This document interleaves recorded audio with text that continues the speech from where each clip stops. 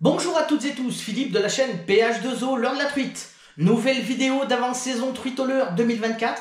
Et comme vous avez pu vous en rendre compte dans le titre, aujourd'hui je viens vous présenter ma sélection leurre souple. Alors j'avoue que c'est un leurre lors de mes sessions que j'utilisais vraiment très rarement, mais force est de constater qu'il peut vraiment être très efficace sur la truite fario.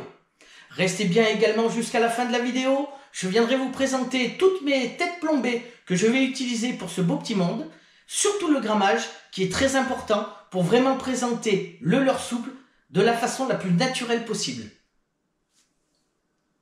C'est parti. Alors mon premier leurre souple qui rentre dans ma sélection, c'est dans la gamme des shad. Je veux parler du petit Magic Slim Shad de la marque Ilex. Alors un petit shad vraiment très intéressant, car il va être vraiment très attractif avec une nage aux moindres sollicitations. Il a également une caudale, un mouvement de caudale très ample et très fluide, même lors des récupérations très lentes et contrôlées. À noter également qu'il a vraiment des finitions vraiment magnifiques, que ce soit au niveau de ses yeux, de ses ouïes, mais aussi des couleurs vraiment magnifiques pour attirer Madame Fario. Il faut noter également qu'il a sa gomme qui est imprégnée et parfumée dans la masse avec le Nitro Booster de chez Ilex, le parfum Calamar. Alors au niveau animation, ça va être très simple pour moi, ça va être avec la canne haute. Je le laisse descendre bien au fond, je le décolle avec un coup de sillon et je le ramène tout simplement en linéaire contrôlé. Je peux également lui mettre quelques coups de sillon droite-gauche pour vraiment le rendre un peu plus attractif et énerver Madame Fario. Je l'ai pris en 2 dimensions, 3 pouces 65 mm et en 2 pouces 50 mm avec les couleurs Blue Jill comme ici qui aura des taches UV.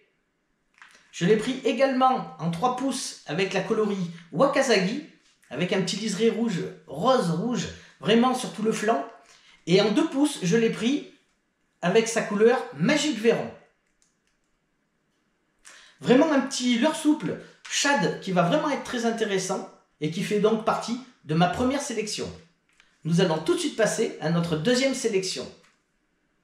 C'est parti. Pour ma deuxième sélection, je vais toujours rester dans la gamme des shads et j'ai choisi de vous présenter le shad 58 mm mini paddle de la marque Cicolure. J'ai pris la couleur naturelle. Vraiment très sympa. Un petit shad qui va nous proposer avec sa mini paddle vraiment des micro-vibrations. Donc ça va être très intéressant avec une nage vraiment très discrète sur des poissons éduqués, des poissons très craintifs qui va demander vraiment un maximum de discrétion. Il faut noter qu'il a une nage vraiment très naturelle, très réaliste. C'est un petit shad qui se situe entre le shad et le finesse. Alors au niveau animation, très simple. On le laisse tomber au fond et on l'anime avec des tout petits coups de sillon, vraiment pour le faire sautiller. Ou alors tout simplement, lancer, ramener et récupération en linéaire. À noter également que c'est un shad qui est bourré d'attractants. Toujours sympa pour vraiment que le poisson garde le leurre au maximum dans sa bouche. A noter également qu'il imite à la perfection un petit poisson fourrage. Voilà pour ma sélection numéro 2. Au niveau des shads, nous allons tout de suite passer à ma sélection numéro 3. C'est parti. Pour ma troisième sélection, nous allons laisser le mode shad de côté et je vais tout de suite vous proposer l'insecte en 59 mm, toujours de la marque Cicolure. Alors, je l'ai pris en 2 couleurs, la couleur brown et la couleur naturelle. Un petit leurre souple vraiment très intéressant car il va imiter tous les insectes présents dans l'eau. Il va se mettre en nage dès la moindre pénétration dans l'eau.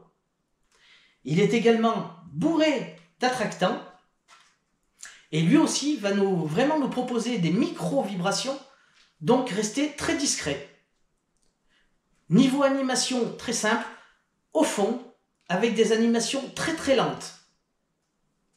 Il a une petite particularité, c'est qu'à la base, il se retrouve avec 2 virgules, avec des sphères qui vont lui apporter du mouvement. Je pense avoir tout dit sur l'insecte. je vais également vous le proposer, mais quand on sera en mode étiage, car je vais l'utiliser très différemment. Je dirais juste un peu en mode toc, mais pour ça, ben, il faudra venir me voir en session tout simplement, où je vous expliquerai un petit peu le montage et la façon que je vais l'animer, donc en mode étiage. Mais jusqu'à là, ça va être vraiment, on le laisse descendre au fond et on l'anime avec des tout petits coups de sion vraiment très lents. Voilà pour ma sélection numéro 3. Nous allons tout de suite passer à la 4. Alors pour mon quatrième leurre souple qui rentre dans ma sélection, je vais vous présenter la petite croc de la marque Genki en 50 mm. J'ai choisi la couleur Brown Wheel Red. Vraiment une pure petite merveille de réalisation puisqu'elle imite à la perfection une petite écrevisse qui va vraiment devenir une machine à prendre du poisson dès que l'approche finesse s'impose. Alors vraiment très redoutable sur la truite. Elle a la particularité d'avoir deux petites pinces flottantes et qui vont vibrer à chaque action de la canne. Alors j'ai choisi cette petite croc aussi, et je ne vais pas me mentir, par rapport à son prix, qui est vraiment très intéressant. 3,50 € la pochette de 10. Alors c'est vrai que ça coûte pas de pain, et quand on sait que ça peut être très efficace sur la truite, eh ben je ne vais pas me gêner avec cette petite imitation croc, vraiment magnifique de chez Genki. Encore une imitation écrevisse qui va finir dans ma boîte spéciale leurre souple. Alors je vais vous présenter la Donkebu de la marque Noaik, marque japonaise. Alors je l'ai pris en 73 mm avec la couleur 01. Une bonne bouchée pour les belles mémères. Alors j'ai vu des documentaires vraiment sur l'Espagne. Vraiment elle était très efficace sur les grosses mémères espagnoles. Donc je ne vois pas pourquoi elle ne le serait pas sur nos belles mémères françaises. Vraiment une imitation écrevisse vraiment très sympathique. Elle a la particularité de descendre très rapidement et d'avoir des mouvements individuels sur chaque partie de son corps. Encore un leurre qui va faire partie de la pêche finesse. Elle a un petit corps rempli de sel et d'attractants.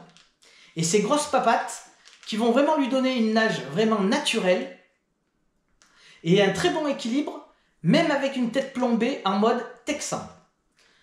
Donc vraiment hâte d'essayer cette imitation croc sur des rivières deuxième catégorie où je sais qu'il va y avoir de belles mémères à disposition.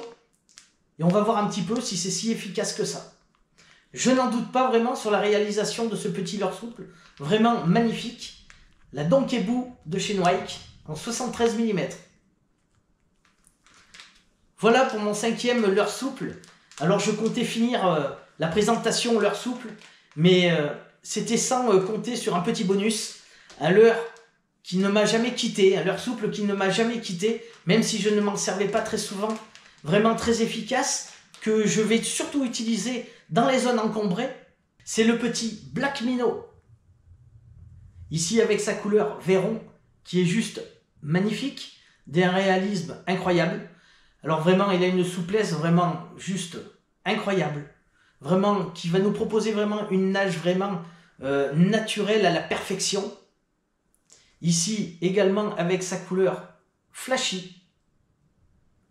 Alors vous pouvez le trouver bien sûr avec différents combos. Moi j'utilise que la dimension 70 avec des têtes plombées en 3 grammes ou 6 grammes.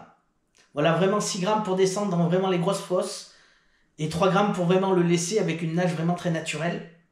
Je l'utilise beaucoup et encore plus cette saison dans les zones vraiment encombrées, quand il va y avoir des branches, des troncs d'arbres. Ça va être le Black Minnow que je vais passer pour vraiment attirer Madame Fario.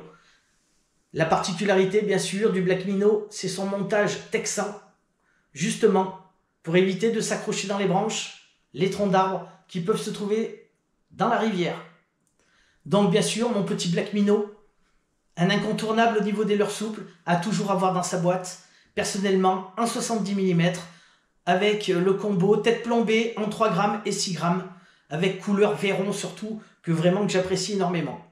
Voilà pour ma présentation leurre souple, et comme prévu, je vais maintenant vous présenter mes têtes plombées que je vais utiliser pour tout ce beau monde. Allez, c'est parti. Alors pour moi, au niveau tête plombée, une référence qui sort du lot et qui va m'accompagner au maximum toute la saison truite 2024, c'est les têtes plombées en tungstène de la marque Sicolure. Alors vraiment des petites têtes plombées vraiment super sympas en tungstène. Alors c'est vrai que le point négatif sera le prix, sera un peu plus élevé que des têtes plombées classiques. Mais c'est vrai que le tungstène va nous apporter vraiment des points positifs et pas des moindres. À savoir que le tungstène est beaucoup plus dense, alors il va nous apporter des têtes plombées beaucoup moins volumineuses que des têtes plombées classiques. Le tungstène coule plus vite et beaucoup plus résonnant. Et un dernier point vraiment qui est très positif à mes yeux, quand on peut, c'est que le tungstène est beaucoup moins polluant que le plomb. Un dernier point positif avec ces petites têtes plombées, c'est qu'elles sont réalisées en verre kaki, point noir. Alors ça va nous rajouter un gros point positif au niveau de la discrétion.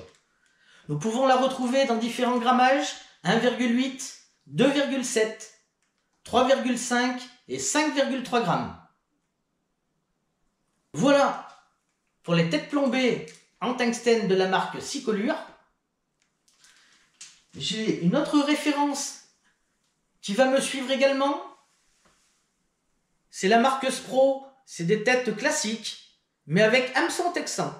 Tout simplement, quand j'arriverai dans une zone très encombrée, branches, troncs d'arbres au fond de l'eau, je ne vais pas hésiter de monter mon leurre souple, voir ma créature avec le montage hameçon texan, histoire de moins m'accrocher, je dirais même carrément ne pas m'accrocher, et pouvoir vraiment faire le poste comme je veux, dans tous les sens que je désire.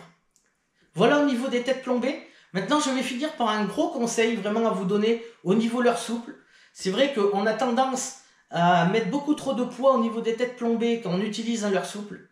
Alors mon conseil, bien sûr, c'est surtout ne pas surgrammer vos leurres souples à l'utilisation, comme les créatures également, car ça leur enlève leur nage naturel ou leur approche naturelle aux yeux de Madame Fario, et ça peut être un point négatif lors de notre pêche au leurre souple. Voilà pour le dernier conseil. La vidéo touche à sa fin. Je vous remercie vraiment du soutien que vous m'apportez avec ma petite chaîne. En attendant la prochaine vidéo d'avant-saison, prenez bien soin de vous, bonne préparation et je vous dis à très vite. Yes!